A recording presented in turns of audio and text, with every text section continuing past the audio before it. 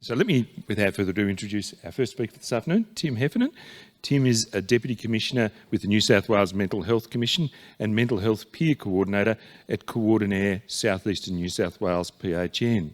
He's an experienced consumer peer worker and a former teacher. And I'm looking forward to Tim's talk very much this afternoon. Thanks, Tim.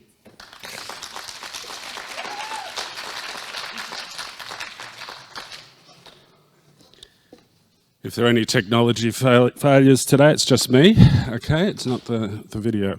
I'd like to begin by acknowledging the traditional owners of the lands on which we're meeting and the lands from which we're all coming, elders past and present. I'd like to acknowledge those people who live with mental health issues, different ways of connecting to the planet, and those people who care our carers, families, and kinship groups.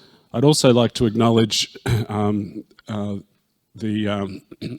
refugee and asylum seeker people in our country and overseas at the moment. I think it's a particularly important time to reflect on their journey and their destination and the transition to where they're going.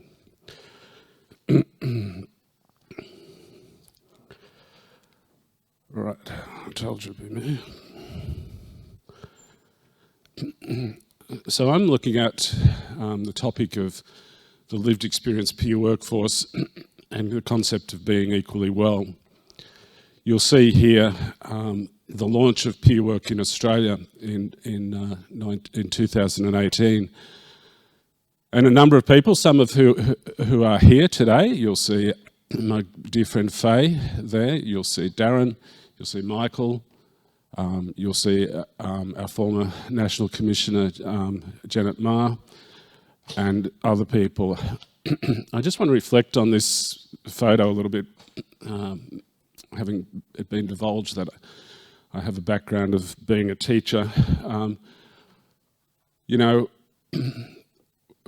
Peer work is a special thing in terms of the way we're reflecting it with Katie's talk in the last session around how we reframe our identity through becoming peer workers, having been framed as being mentally ill and in some ways deficient in comparison to the population. And, I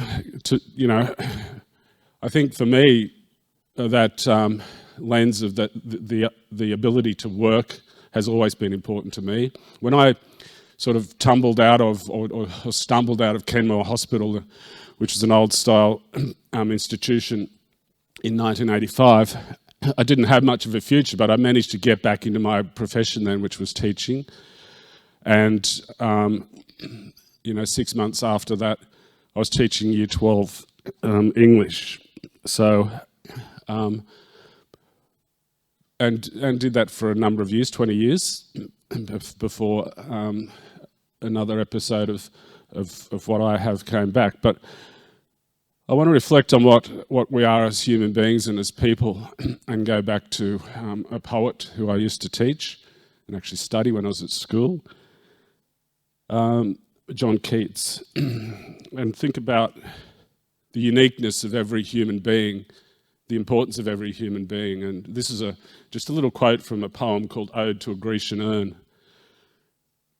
And it goes, "Beauty is truth, truth beauty. That is all ye know on earth and all you need to know." We all carry in our hands now our own world, our own truths. We all see the world differently, but we all have contact with beauty. And if we're trying to do anything in this mental health system, it is to make it beautiful. It is to accept that there are different truths, that your truth is not my truth, but that we can coexist on the same planet. A little trigger warning for those people who are working in traditional clinical roles. Okay? But I'm going to utilise some poetic license. And I apologise to some people who might have seen this bit before. We've been going through climate change, and haven't we been living it in the last few months, in the last few years? But we also are going through is it a truth? Is it a fiction?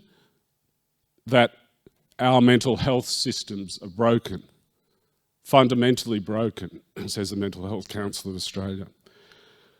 Flawed, and people are finding themselves in crisis point. So with that, in that book I mentioned before, I framed it in this way. I think you have to see peer workers as a renewable resource in an ecosystem. You know, we live in systems. We call our mental health a system. I worked in the education system. You know, it's more organic than system. But we have to think, we start to think that peer work is a fuel that can feed the mental health system. That the peer workforce is a lot like the alternative fuel sources such as solar and wind power. Peer workers are the renewable resource of the mental health system. This is the bit that hurts, I think. The traditional workforces are the fossil fuels that sustain the biomedical model. Things are obviously worsening in this system, as we've heard, but as with climate change, there are significant vested interests whose survival depends on maintaining the status quo, regardless of the damage done. So I'm trying to say a couple of things there, and I don't, you know, it's use of hyperbole. Like, you know, there are good people working in all professions in mental health, and we can never deny that. But we have to acknowledge that we have reached a point where we need new inputs into the system. We need inputs that can work. We need the inputs of people who want to help themselves, who want to reframe their lives from that of deficit, deficiency, shame, to one of being productive, joyous, and happy. And I think when we do that, we don't have to talk about the differences between physical and mental health. We are people, and it comes together if we're joyous, if we're happy, if we have a purpose in life. When I first started in peer work, I used to run recovery groups on the acute units in Wollongong. And going into one of those groups, a fellow was a little bit manic, to use a clinical term, and he just got everybody to come to the group. He said, my grandmother used to say to me, you don't go to the doctor when you are unwell. You go to someone who has recovered from the sickness. Yet we frame peer work as a new thing, as something that is somehow often seen as, I heard it yesterday, as dangerous, potentially dangerous. I've heard that at the Select Committee into Mental Health and Suicide Prevention, the term dangerousness being attached to peer work. But all we are doing is this very human thing that we've done for a long time. And that is to share our experiences of recovery, ill health, and getting the vibe back.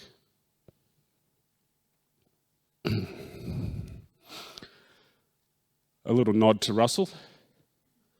We've seen this before, these statistics. We have to invest in this. And it's not money. I think we have to invest in people. We have to frame this as this is an urgent human rights and social justice issue. They're indivisible, interdependent and interrelated. But we look at a couple of things here from the Declaration. We have a right to health and a right to autonomy and agency. You know, we have a right to these things because they work. These are the things that keep us mentally and physically well.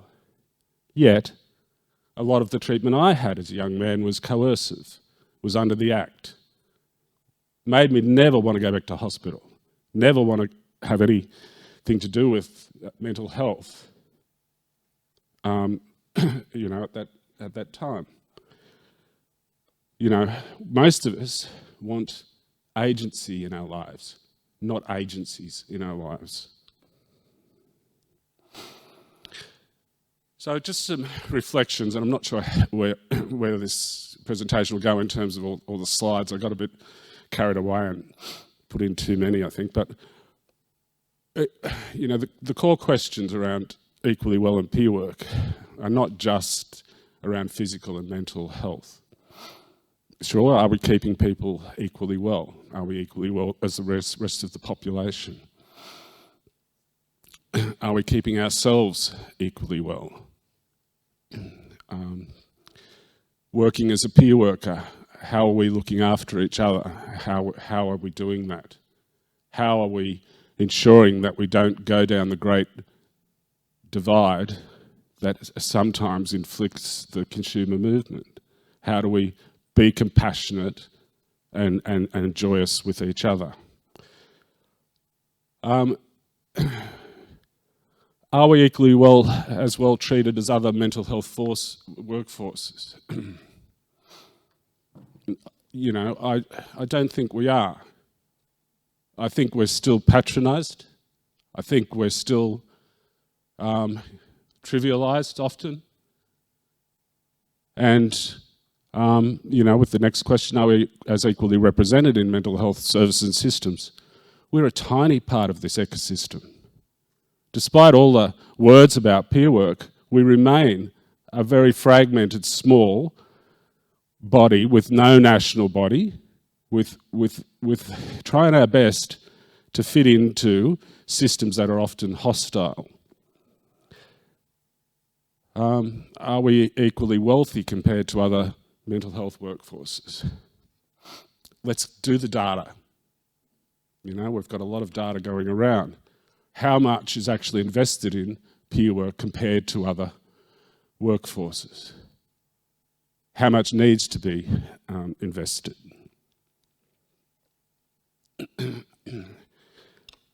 I had the privilege of being around the development of these guidelines. We've got Helena in the room, who is one of the co-authors with Louise Byrne and the team. We are starting to build structures for the workforce. So just quickly, if you're not familiar with these ones, you have a main guidelines, set of guidelines, and then about what are going to be about 7 supporting documents that give you a more targeted approach to the workforce, a more accessible way to come in and learn how can we start to be equally well in those terms. When we speak of the lived experience peer workforce, we sometimes tend to think of it, and this was a bit of the struggle with language we had, as peer support workers alone. All those people, Faye, Michael, Janet Ma, all those people like Helena, who's a consumer academic, all those people who are working in identified roles are also part of our ecosystem, also part of our lived experience peer workforce. We've got to remember that. And as part of that, you know, you have a list of the different job roles there. We have lived experience peer workers now as an executive director of the Victorian Department of Health, Mayor O'Hagan. You have a lived experience director at the National Mental Health Commission. You have a lived experience commissioners, deputy commissioners, etc. So this is not aspirational or shouldn't be unusual. In all our systems, all our mental health systems where people are being treated, we need to have those designated roles, because I think it will change the system. So we have some principles around co-production, maintaining integrity of the workforce, creating the conditions for a thriving workforce. We have a response to diversity, reducing coercive and restrictive practice, and supporting system change and professionalism. So these are some of the principles, and you know, I really think the last one is very important. We are about system change. That's why we exist. That's why we came in here. We're not quite viral yet, but you know, it is about, you know, the system needed some change, and the people, being a social justice and human rights movement, are seeking that change. So it's important to have those leadership roles, as I've said before. You have a higher skilled workforce, greater autonomy. Autonomy is important. Agency is important. You have, again, that capacity for change. And we need to be continuing to develop things like we are working on this peer-led supervision and training. I have to put this in. This is where I come from, the southeastern New South Wales, and this is our framework which we published last year. And a young peer worker, Caitlin Cosman, who's also an artist, because peer workers are not just peer workers, put together these montages of native and introduced flora. And it goes back to this sense that of beauty and truth, and the idea that peer work is a beautiful way of working. You won't be able to read the quotes there, but I'll just read out those. So the first one's a Banksia. The Banksia understands, like the lived experience peer worker, that at all points in time an alternate or change in approach and function is needed. The next one, which is actually an introduced species, and a leucodendron. As with the lived experience peer worker, we strive for transparent needs, for diversity and equity within the workforce, to light the way forward in order to reduce the current social stigma associated with a mental health diagnosis. So there's a sort of a match-up between the beauty and the words, I think, which are truthful. This is just a snapshot of that framework in development, led by the wonderful Leanne Craze. And I've put in hyperlinks into these, so when the slides come out, you should be able to get them. But it's worth having a look. It looks more, the development guidelines that you saw before explore the ways services and organisations need to be moving towards supporting and developing peer work. Our framework looks really at you know, on the ground, what it means to be a peer worker or a lived experience peer worker. Just some of the other structural things coming from the National Mental Health Commission. Catherine made me put in a slide about the National Health Commission, so here it is, but this is the peer work hub. And you see Catherine there, down the bottom right, who has been a great champion along with John Fennelly at the New South Wales Mental Health Commission of peer work. You also have in the top right our state public peer workforce coordinator, Daya Hankel, who is a shining light in New South Wales as well. So we have, you know, we're building structure.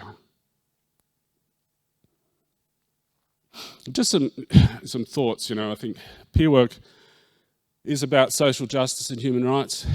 I think personal autonomy for people and agency for people is really important. So I've sort of find it very hard to hear the word treatment. You know, because it's something done to us. So it's, I prefer what we can do for ourselves. And it's about, if you have autonomy and agency, then you start making the decisions for your physical and mental health that you need to make. Our health is always influenced by relationships, by our community. And they're the core of our existence and our staying healthy, our having relationships, our having community. There's the peer work community is really important to us, as is the wider community, obviously. It's equal and reciprocal. We're parts of families, we're parts of communities. We live and work to keep ourselves and others well. We're part of ecosystems that can heal or harm. We share and learn from our common experiences. And we've done these things for a long time. And I think, as I said before, lived experience peer work comes from ancient values and principles about being human and the way we exist. Not anything new, not anything dangerous. One of the dangerous things about being a peer worker is talking about medication. When I came in, you cannot talk about medication with them, Tim. That's the one thing that you can't. This is from the World Health Organization. I thought I'd just get this slide out. Of course, peer-to-peer conversations should not be limited only to light topics. Because of their own experiences, peer workers are in an ideal position to discuss more complex and distressing aspects of experiencing distress, the benefits or negative effect of medication and other related issues.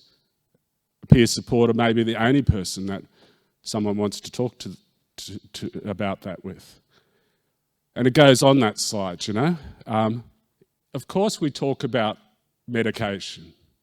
But ultimately, I think it's about the person making, their own process, working through their own process of self-determination. Because that's what recovery is about. It's not me helping you recover, me treating you. It is about you finding your own way back, or your own way forward, or your own way sideways, whatever suits you. I give advice about medication. So I've been on 38 years on lithium. I've had I've ingested enough lithium to solve the energy crisis. So most of us, we're pretty good with this. We share our experiences of that, our experiences of tapering off lithium.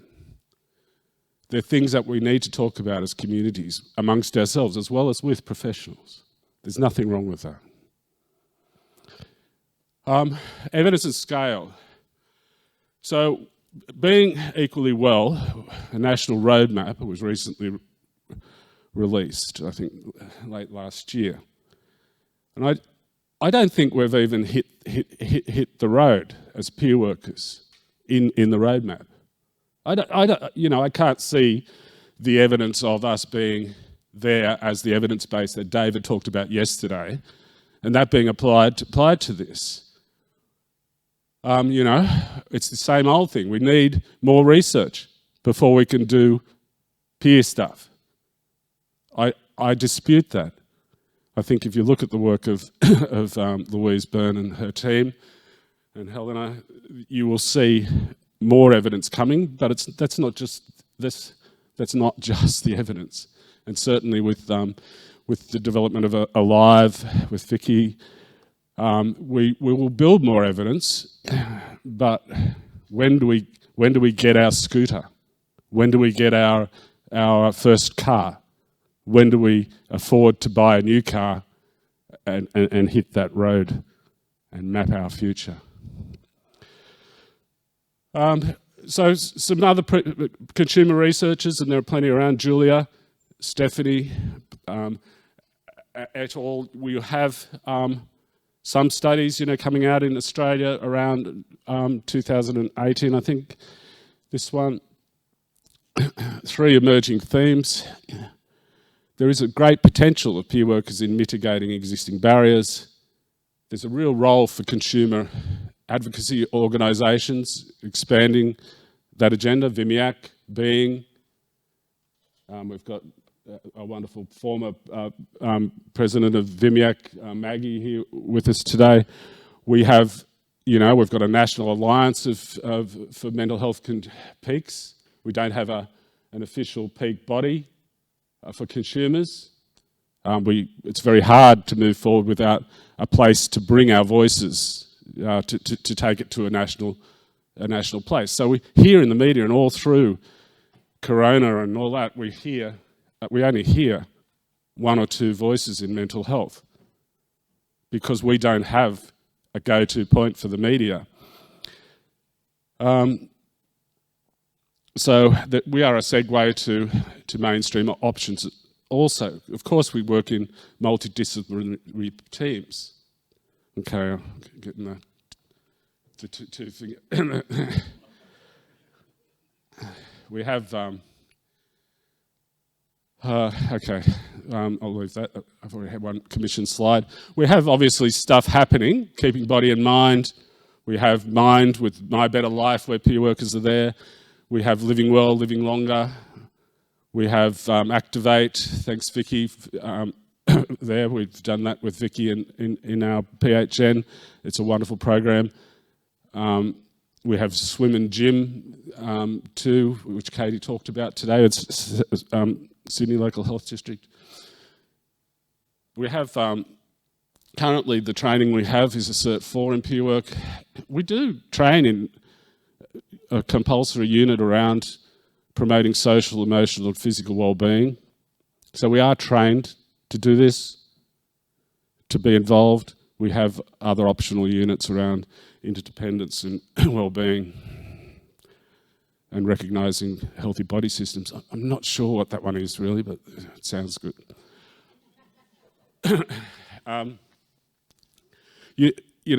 This is from where I live. This is Bulli, around Bulli Pass, Eugene von Gerard. You have here a scene of beauty, but you can also see the elements of European Western civilization coming in. You can see the clearing there and the erosion down the hillside. You can see emergent species like the cabbage tree palms existing in isolation. What we have to do finally for the physical health of our ecosystem is to start planting some trees, start planting some seedlings. Look at those people who you're working with who might be a good peer worker. Say to them, gee, you'd be a good peer worker, go and talk to that person. Give them a different way of reframing their sense of self. They will grow into a rainforest, they will form a canopy and they will make a difference. So just to finish, because I've run out of time. Metaphor is a powerful thing, and art and beauty and all of that stuff is really important. So in this, in a way, peer work is like the rain. So this is a little piece called Hydration. Very small. Sometimes the rain specifies me, asks to see, seeks out my desert place, and turns me into a rainforest.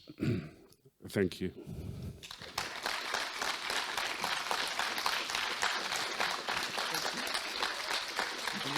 Thank you.